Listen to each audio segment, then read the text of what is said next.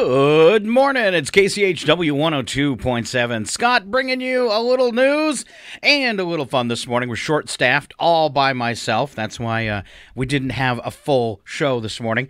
Kind of unexpected, but rolling with it. And we do have a few news stories and other stuff to talk about. So I thought I would pop in for a few minutes.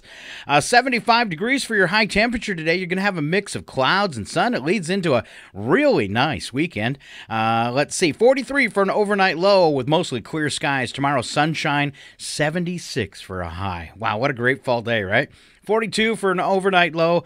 Sunday, 77 and 40 for the high and low with sunshine. Sunshine on Monday, 76. Sunshine on Tuesday, 76. And then mostly sunny all the way through next Thursday. And then after Friday next week, temperatures will start to cool off into the 60s and rather quickly into the 50s as Chewelah plays catch up with fall. I think that's pretty much the way it's going to go. All right, a few news headlines that you might have missed. First big one I saw this morning was the Secret Service gave emails to the January 6th committee that could explain what happened inside the Trump limo. There's a story, don't know if it's true or not, but a story that he actually attacked one of the Secret Service agents because he wouldn't drive him to the Capitol and to where the rioters were taking up. Apparently, he wanted to go there. Let's see. Secret Service has provided more than 1 million electronic communications. How are they going to weigh through those? It's like impossible. 1 million electronic communications to congressional investigators that could help provide more clarity on what unfolded on January 6th. The communications include emails and other electronic messages from the agents in the days leading up to and during the Capitol insurrection.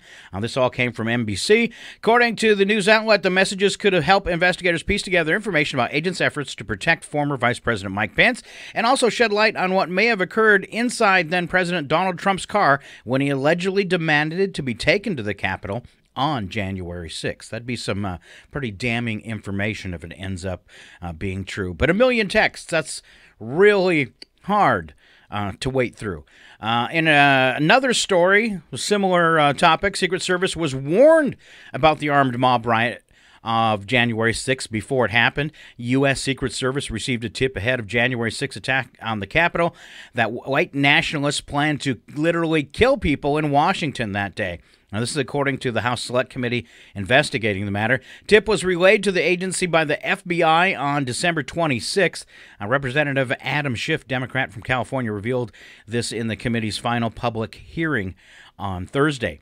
Let's see. He added, they think that they will have a large enough group to march into D.C. armed and will outnumber police so they can't be stopped. Their plan is to literally kill people.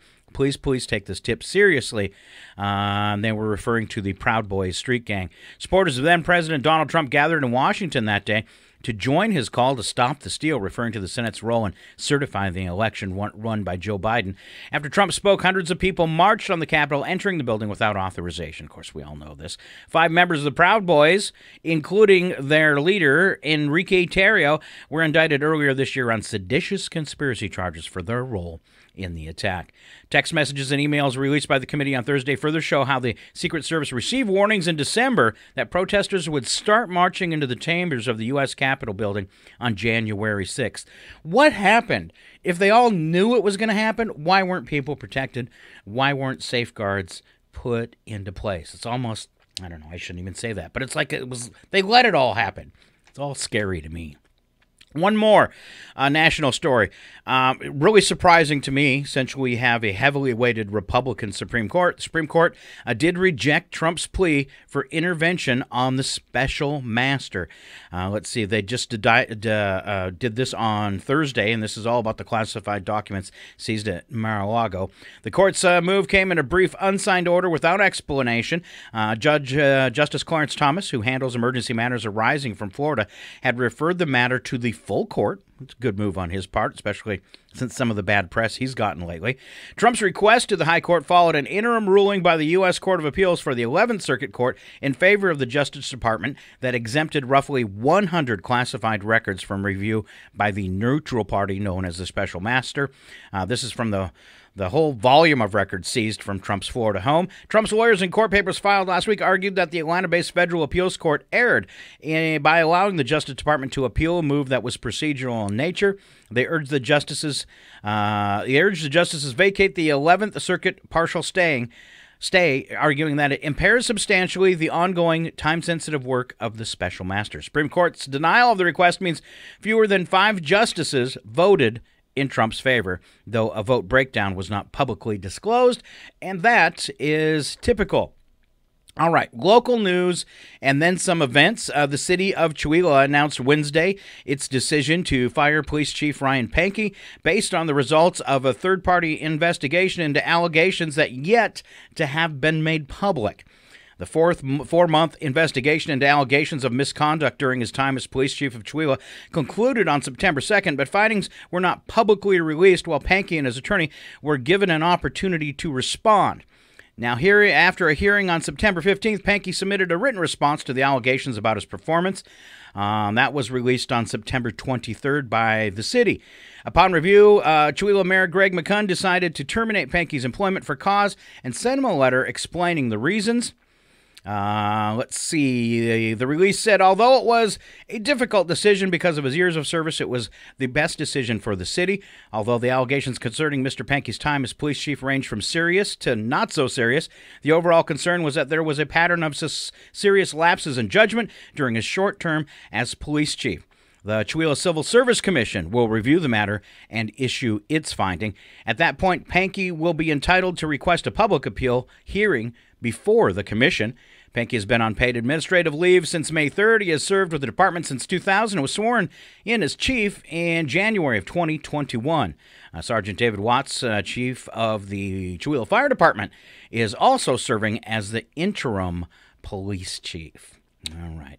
You know, I wonder if the city will release the information about what's going on, because it kind of squashes rumors that feed about. You might remember years ago when we had a police chief resign, and the residents of town never found out why. And I don't know if that's right. So hopefully everything will come out in the open. All right, moving along. Special events this weekend. We got a few. Let's start off with today. It's the Chewelah Farmers Market. Beautiful day for the Farmers Market. It is their final one, and it does include pumpkin bowling. So get down to the market 11, and then that bowling, I think, takes place around 3:30. They usually extend it a little bit to give the kids time to get out of school and come enjoy it too. So don't forget pumpkin bowling this afternoon at the final Farmers Market. Get out and enjoy it. Beautiful day. Weather continues, as I said, through the weekend. Nice. Colville Animal Sanctuary is having a shot clinic tomorrow in Colville from 10 a.m. to noon. We also have, scratch that one. That was from the previous week, so that is a mistake. Let's back up here. Hands Across Nations. Now, we had them on the air on Wednesday. We had Carolyn on the air. They're having their He Ain't Heavy dinner and auction. This is what they call a fundraiser, and it's to support their efforts in Uganda, helping Ugandan people learn how to read. That auction starts at 4:30, silent auction. Then there is a dinner at 5:30. I believe tickets are available at the usual places, and you can get them on Eventbrite as well. Once again, that is Saturday. The actual dinner 5:30, and then it runs until about 8:30. Doors will open at 4:30 if you want to take place in that silent auction. Also in Colville, the Colville Valley Animal Sanctuary, this is the one I meant to talk about, having a mystery dinner and auction there as well to support the sanctuary. So there you go. A few things going on in the county. I think I've covered about everything. You know, one thing I did this morning, it was get odd news ready. And since it is ready, let's go ahead and finish up my little segment on your final day Friday with some odd news. Slap some bacon on a biscuit and let's go. We're burning daylight. It's the world of strange. A world gone wacky. Out here, due process is a bullet. And some of the scariest people on the planet. I think you're bluffing. Be afraid. You know, you look mighty pretty when you get mad. It's your odd news on KCHW. Just sit back and enjoy the show. I always start off your odd news with a news attack where the first part is true and the second part is just a bad attempt at a joke. First up, both the Mega Millions and Powerball jackpots are over $400 million again. Now, that kind of lottery money would really change your life overnight. For example, you could fill up your tank all the way and stop making the kids push your SUV. Gas goes back up. You might be considering that, actually. All right, blind woman piloted a plane most of the way across the United States. Kind of goes like this. Ladies and gentlemen, if you look out the left windows, you'll see a beautiful Rocky Mountains. And please let us know if we're getting a little too close. A study found you can't increase your marathon time by drafting the runner in front of you. So this is like, you know, what you do with a car or what they do in NASCAR where you're catching the breeze from the semi-truck and it helps propel you. So you can draft somebody when you're running in a marathon. It is like NASCAR, except if you bump the runner in front of you, you get slapped in the face. All right. Maybe not that good. Donald Trump has formed a new company. Minutes after filing the paperwork, he decided to save time by also filing for bankruptcy. Social Security Administration announced the biggest cost of a living adjustment in 4 decades. Now maybe Mom will stop using my password and get her own Netflix account. I'm kidding. It's okay, Mom. You can stay on there. All right, October 16th, Dictionary Day, created to encourage us to acquire and use a dictionary. My parents encouraged me to use one from a very early age. In fact, I can remember using a dictionary when I was just 2 years old. It's what propped me up so I could get to the chicken nuggets because, well, I've always been short. Just a little slow on the draw. All right, according to a report, more and more women have spent time in prison. Now, this makes me think twice about cutting off a soccer mom in traffic. She might be armed. All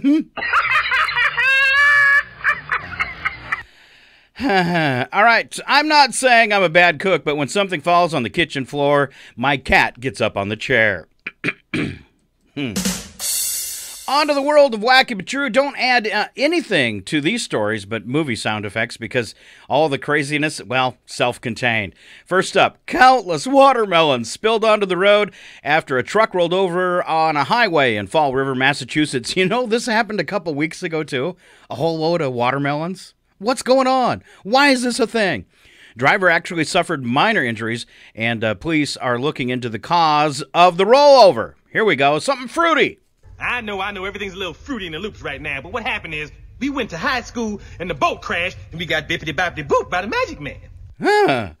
All right, off to Florida we go. Paul Simpson walked into a Chase Bank with his hand under his shirt, kind of like this if you're watching online. There you go. That's right. And then he made the shape of a gun with his fingers and demanded cash from the teller, advising her not to push any buttons. She went along with the charade and gave him $120. Police were called and he was captured on foot not far from the bank. He and his fancy weapon were promptly taken into custody. Oh, finger gun. You want to die with a man's gun, not a little CC gun like this. Okay, maybe this one. We're Jedi, Bob. We don't fight with guns. We fight with our minds. Ooh, finger gun. All right, let's see here. Henry Fry, big fan of the Ranchitos restaurant in Provo, Utah.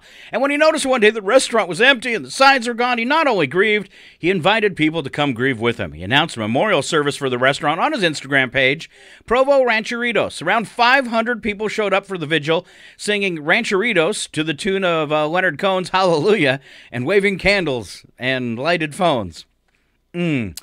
Fry said, I feel like everybody had fun. I don't think anybody left thinking, oh, that was a waste of time. Yeah, sure. Next day, he learned the memorial may have been premature. The restaurant was simply closed for remodeling. The strain was terrific. And impossible though it seemed, he got an idea. Yeah, it was a good one, too. On to England. Guy showed up at a local police station with 13 bags of cannabis. Police spokesman said the man had grown the plants himself and that he really didn't know what to do with them. Do you need help? Let's go live to the scene. What are you, stoned or stupid? Let's see what he said. Oh, can I try that again? Let's see what he... Come on. Let's see what he answered. Fingers aren't working. But I am stoned.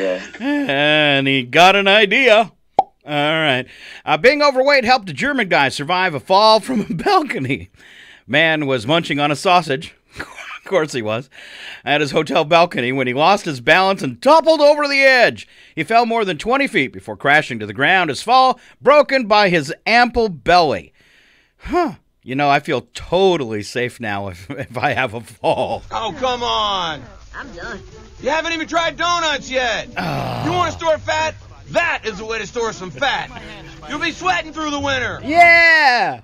I call that bold talk for a one-eyed fat man. Ooh, I can only see out of one eye. Oh, man. Last story. Say thank you, Scott. So glad it's the last story. Australian trash collectors rescued a man from the jaws of a trash truck after hearing his cries for help.